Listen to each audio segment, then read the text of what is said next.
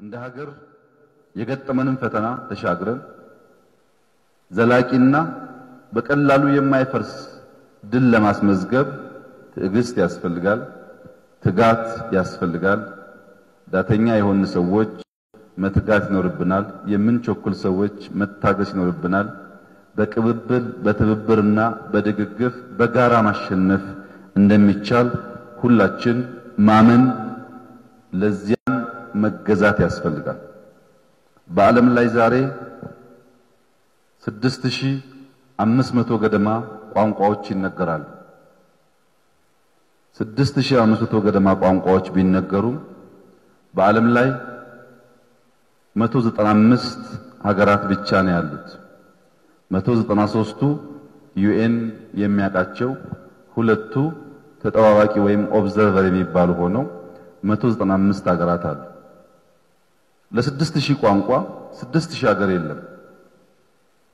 የተለያየ ቋንቋ መናገር፣ የተለያየ ባህል ያለው ማህበረሰብ በጋራ መኖር በኢትዮጵያ አልተጀመረም፣ በኢትዮጵያም አያበቃም። በዓለም ላይ ያሉ ሀገሮች ባለብዙ ቋንቋ፣ ባለብዙ እምነት፣ ባለብዙ እሳቤ ሆነው በጋራ መኖርና ማደግ ስለቻሉ እኛ ኢትዮጵያውያን ብዙ ቋንቋ መናገራችን በረባ ባረባው በትናንሹ ነገር ትልልቁን ፍላጎታችንን በሚያከስም መንገድ ግሩፕ እየፈጠርን እዚያና እዚህ ድንጋይ የምንወራወር እንዳንሆን በማስተዋል ከሩዋንዳ መማር ያስፈልጋል። ሩዋንዳ ብሔርተኝነት ጫፍ ነክቶ ሁቶች ቱትሲዎችን በሚሊዮን የሚቆጠር ሰው ከገደሉ በኋላ ዛሬ ሩዋንዳ ውስጥ ብሔርህ ምንድነው ብሎ መጠየቅ በሕግ የተከለከለ ነው። ብሔርተኝነት ጫፍ ነክቶ ህዝብ ካስጨረሰ በኋላ ያስተማራቸው ትምህርት አንዱ ሌላውን ሩዋንዲዝ መሆኑን እንጂ የየትኛው ብሔር የየትኛው ቋንቋ ተናጋሪ መሆኑን በየትኛውም ሁኔታ መጠየቅ በሕግ ይከለከላል።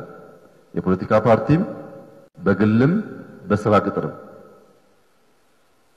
እኛ ከየትኛው ብሔር ነህ የሚለው ጉዳይ የሚያሸማቅቅና የማይጠራ እስኪሆን ድረስ የምንጠላላ የምንገዳደል ከመሆን ሁሉም አንዱ ላንዱ ጌጥ፣ አንዱ ላንዱ ክብር፣ አንዱ ላንዱ አስፈላጊ መሆኑን አምኖ መጓዝ ያስፈልጋል።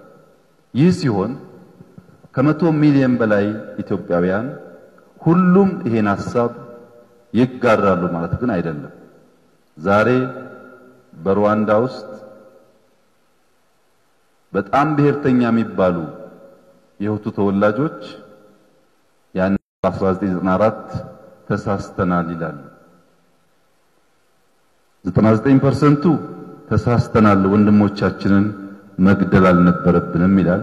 የጀመርነው የተራራ ጉዞ የጀመርነው ደህንነትን ሀገረ መንግስትን የመገንባት ጉዞ አታካች አሰልቺ ቢመስልም ኢትዮጵያውያን ጠንክረን ከግራ ከቀኝ የሚጎትቱን ክፉ ዜናዎች አሸንፈን ተራራው ጫፍ ስንደርስ ልክ በአትሌቲክስ ከዓለም አንደኛ እንደሆነ ሁሉ በልማቱም በሰላሙም በዲሞክራሲ ስርዓት ግንባታውም ለኛም ለአፍሪካም ምሳሌ እንደምንሆን ጥርጥር የለውም። ነገር ግን ይህ ጉዟችን በሩጫው እንዳያችሁት የሚያደክም የሚያታክት በዋዛም የማይገኝ ስለሆነ እናንተን ተከትለን አድካሚውን ጉልበት የሚያስጨርሰውን የሚያደክመውን ሩጫ ሳናቋርጥ በማሸነፍ ኢትዮጵያን እንደ ስሟ ትልቁ ክብሯን ለመመለስ ለምናደርገው ሩጫ ከዚህ ከዛሬው ድል መማር የሚኖርብን አንዴ ማሸነፍ በቂ አይደለም።